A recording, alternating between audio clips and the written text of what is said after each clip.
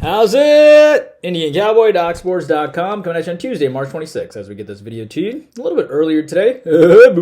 Another winner yesterday, free pick, as we gave you Chicago State plus the points against, was it Fairfield? Yep. So, great win yesterday. That brings us to a 4-0 free pick run. It's kind of good. So 4-0, 5-1, 9-2, 12-3.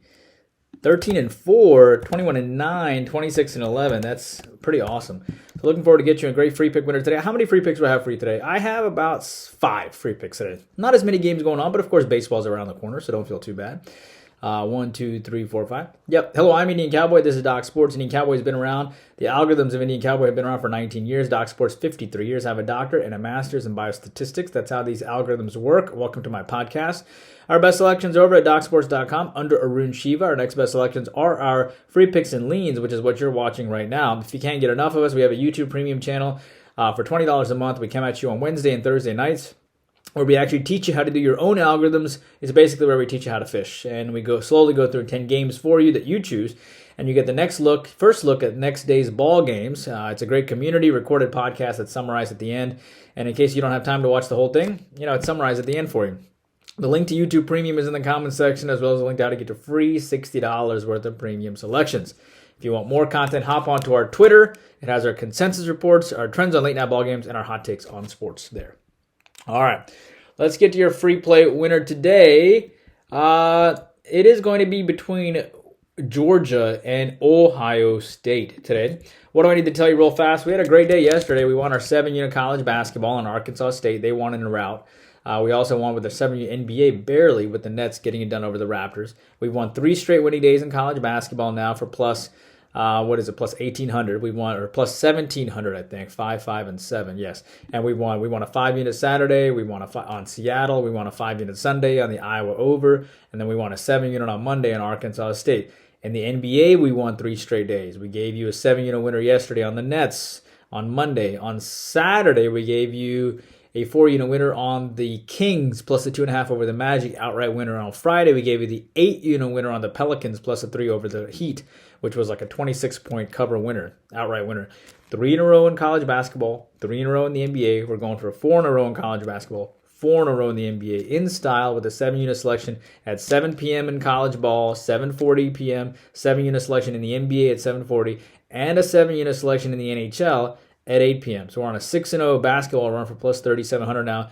Join us for the college basketball season, which is reduced to just $75 or $79, I think, for the rest of the college basketball season. Baseball starts Thursday, literally 2 days. Join us for the baseball season. We're going to win this baseball season. I believe we've won 7 of 10 years, so why not? So let it be college basketball, baseball, NBA, hockey, soccer, which is on a 12-6 run, golf, and MMA, which is plus 52.65 so far. All right, let's get to your free play winner today. And I like Ohio State today. Look, I like Ohio State minus the 8.5. I understand that Georgia played great against Wake Forest. They beat an ACC team. Good for them. Mike White's a great coach. I'm happy for them. And I root for, outside of Alabama, I root for anybody in the SEC. But I think this will be a difficult game for Georgia. Ohio State has a young coach who signed to a new contract. He wants to win the NIT to prove a point that he was one who obviously deserved that contract and deserved the head coaching job because they gave him a chance, and he beat Purdue in his first game out of the gates.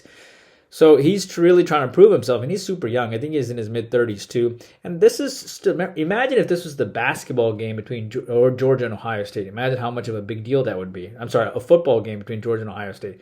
That's the same way Ohio State feels about Georgia playing them in basketball. This means something to Ohio State. I know it's the NIT, and I know it's basketball, but this means something to Ohio State, and I think they're going to show up today, and I like them minus the 8.5. A couple things here.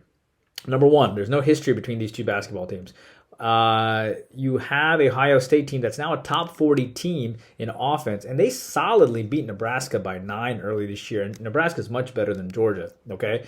And Georgia, at the end of the day, is outside the top 220 in effective field goal percentage. Georgia, at the end of the day, did lose to LSU on the road, which is a bad loss. And they also lost to Arkansas, and Arkansas was down this year. This is a Ohio State team that also beat Iowa by 12. They beat Virginia Tech by 8. Virginia Tech better than Georgia, by the way. They beat Purdue at home. They beat Michigan State by 3 on the road. So put it all together. I'm going to lay the 8.5 because I got them winning by about 11 today. All right. Outside of that, I like Cincinnati today as well against Indiana State. I think the wrong team is favored here. Cincinnati facing 30-win Indiana State here. Indiana State is going to be rocking. There's no history between these two teams, of course. Cincinnati beat Bradley and San Francisco. And I think I saw this line at plus 3.5, by the way. Cincinnati beat Bradley and San Francisco. Wes Miller has a young team, and he's getting them a lot of experience here, which is good for them. Indiana State, huge wins against SMU and Minnesota. I understand that, a top 20 offense as well at the end of the day. But Cincinnati lost by just 5 to Houston and held them to 67 points as well. I respect Cincinnati. I think they are the ones here that plus 3.5, plus 4, great value. Give me Cincinnati. Seattle and Fairfield. I like Seattle here, minus the points. I've been riding Seattle a couple times now, several games in a row. You can find them around -7 today.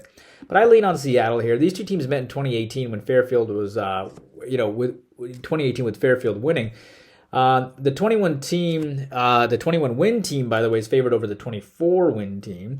Coach Chris Victor wasn't there, of course, in 2018 when they last faced each other. They covered against Evansville and Delaware State. We were on that Delaware State game, which covered. And I told you about the Evansville game, which also covered. This is a team that beat Grand Canyon and nearly beat them twice. It's a team that beat Louisiana Tech, top 65 defensive team. I got nothing against Chris Casey. He's a great coach. He's a brand new coach too. He took a 13-win team to 24 wins right out of the gate. But they did not play great against Chicago State, and I think they got a little lucky there.